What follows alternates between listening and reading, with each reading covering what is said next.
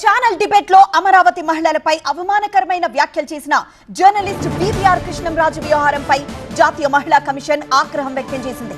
దీనిపై సుమోటోగా కేసు విచారణ చేపట్టింది.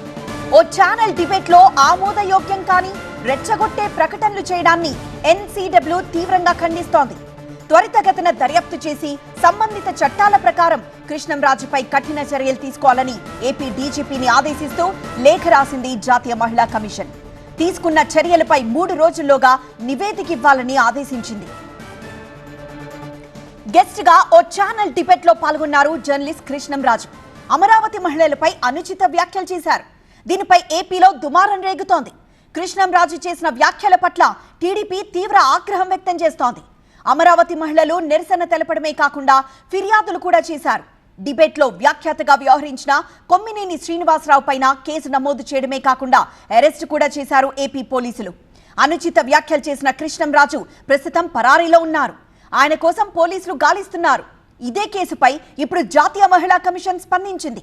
వెంటనే చర్యలు తీసుకోవాలని డీజీపీని ఆదేశించింది.